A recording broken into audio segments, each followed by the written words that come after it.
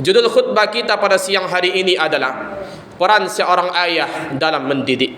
Ma'asyiral muslimin, sidang jemaah Jumat rahimakumullah. Seorang ayah tanggung jawabnya bukan hanya sekedar memberikan makan dan minum kepada anak dan istrinya, bukan hanya sekedar menyiapkan pakaian-pakaian terbaik, bukan hanya sekedar menyiapkan rumah tempat tinggal yang mewah atau tempat tinggal yang nyaman, tapi lebih daripada itu, seorang ayah dia merupakan komandan di tengah rumah tangganya, yang mana seorang ayahlah yang akan membawa keluarganya apakah ke surga atau ke neraka. Seorang ayah yang merupakan keluarganya merupakan lahan dakwah baginya, maka kita yang menentukan apakah kita akan membawa keluarga kita di surga Allah Subhanahu wa taala atau ke dalam neraka.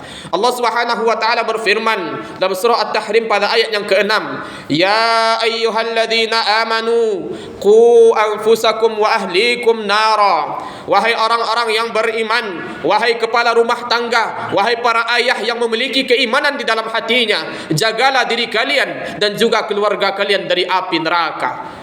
Waquduhan nasu wal hijarah, yang mana api neraka itu bahan bakarnya adalah batu-batu dan manusia. Maka jagalah diri kita dan juga keluarga kita dari api neraka. Itulah tanggung jawab besar yang kita pikul, yang harus kita selesaikan tanggung jawab itu, karena nanti pada hari kiamat kita akan diminta pertanggungjawaban terhadap keluarga yang kita pimpin tersebut. Kullukum ra'in wa kullukum mas'ulun an ra'iyatih. Setiap kalian adalah pemimpin dan setiap pemimpin akan diminta pertanggungjawabannya di hadapan Allah Subhanahu wa taala nanti pada hari kiamat. Ma'asyiral muslimin, sidang jemaah Jumat rahimakumullah.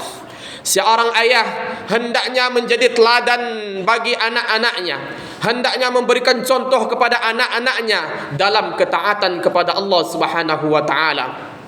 Sebagaimana ayat yang kita katakan tadi, qu anfusakum wa ahlikum nara, jagalah dirimu dan juga keluargamu dari api neraka. Artinya jangan kita hanya mengatakan kepada anak kita, "Nak, solat nak," sedangkan ayahnya tak solat. "Nak, jangan lupa berpuasa di bulan Ramadan, berdosa nanti kalau berbuka." Ayahnya merokok di siang hari Ramadan.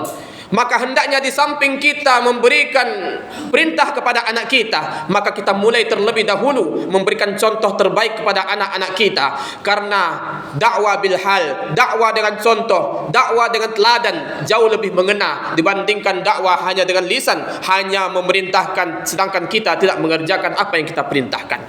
Kemudian ma'asyiral muslimin rahimakumullah, seorang ayah hendaknya dia berhias diri di tengah-tengah keluarganya. Rasulullah sallallahu alaihi wasallam bersabda dalam hadis riwayat Muslim, "Innallaha jamilun yuhibbul jamal." Sesungguhnya Allah indah, maha indah dan menyukai yang keindahan. Terkadang atau bahkan sering barangkali kita pergi meninggalkan keluarga kita untuk bekerja dalam keadaan rapi, dalam keadaan bersih, dalam keadaan parfum yang aduhai wanginya. Tapi ketika pulang, kita pulang dengan penuh aroma badan yang tak mengenakkan. Dan ketika kita berada di rumah, kita tampil apa adanya. Berbeda ketika kita di luar rumah tampil yang merupakan penampilan terbaik kita. Ini terbalik ma'asyiral muslimin rahimakumullah. Hendaknya kita walaupun di rumah, walaupun yang menengok kita istri kita dan anak-anak kita, maka hendaknya kita tampil terbaik dengan wewangian, dengan kerapian dan lain sebagainya, sehingga keluarga kita elok memandang kita, bukan hanya orang lain yang elok memandang kita.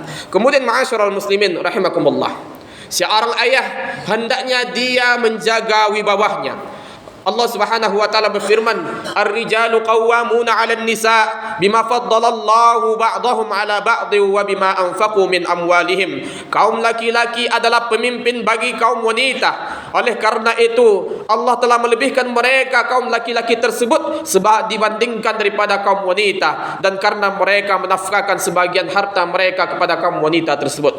Artinya ma'asyiral muslimin rahimakumullah, kaum laki-laki atau kita ini seorang ayah hendaknya kita memiliki wibawa. Jangan sampai wibawa kita hilang, maka hilanglah rasa hormat keluarga kepada kita. Wibawa bukan dalam artian kita marah-marah, bukan dalam artian kita mengomel-ngomel, tapi wibawa yaitu kita memberikan kebijakan, kita memberikan peringatan, kita mengajar keluarga kita dengan cara yang bijaksana, yang menyenangkan hati para keluarga kita tersebut. Kemudian di samping itu ma'asyiral muslimin rahimakumullah, seorang ayah, seorang pemimpin rumah tangga, maka dia adalah penolong bagi anggota keluarganya. Di antara hal yang biasa Rasulullah sallallahu alaihi wasallam melakukan, kata Aisyah radhiyallahu anha, kana fi mihnati ahlihi fa idza hadaratis salah qama ila salah. Dahulu Rasulullah sallallahu alaihi wasallam selalu membantu istrinya dalam pekerjaan rumah tangga. Ketika datang waktu salat, maka beliau mendirikan salat. Artinya ma'asyiral muslimin rahimakumullah, Rasulullah sallallahu alaihi wasallam yang merupakan memiliki banyak sekali kesibukan berdakwah, mengajak orang kepada Allah, tapi beliau melakukan pekerjaan rumah, membantu istri-istrinya, bukan hanya sekedar membantu, bukan hanya sekedar romantisme, tapi juga mengajarkan kepada anak-anak kita bagaimana kita dalam keluarga harus saling bantu membantu, tolong menolong. Kemudian yang terakhir ma'asyiral muslimin rahimakumullah, yang terpenting di antara peran seorang ayah di dalam rumah tangga, yang paling penting adalah bagaimana seorang ayah bisa menjaga dirinya, bisa menjaga keluarganya, anak dan istrinya dari api neraka dengan cara mentauhidkan Allah Subhanahu wa taala, mengajak keluarganya untuk memurnikan ibadah kepada Allah Subhanahu wa taala,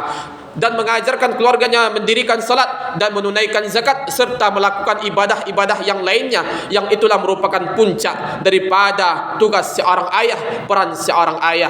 Wa idz qala Luqman libnihi wa huwa ya'idhuhu ya bunayya la tusyrik billah innasyirka la zulmun azim. Ingatlah ketika Luqman berkata kepada anaknya, wahai anakku sayang, janganlah engkau berbuat syirik kepada Allah, tauhidkanlah Allah, karena sesungguhnya kesyirikan adalah dosa yang paling besar, kezaliman yang paling besar. Maka hendaklah mari sama-sama perhatikan keluarga kita, perhatikan diri kita. Qu anfusakum wa ahlikum nara, jagalah diri kita dan juga keluarga kita dari api neraka. Fa'tabiru ya ulil absar la'allakum tuflihun.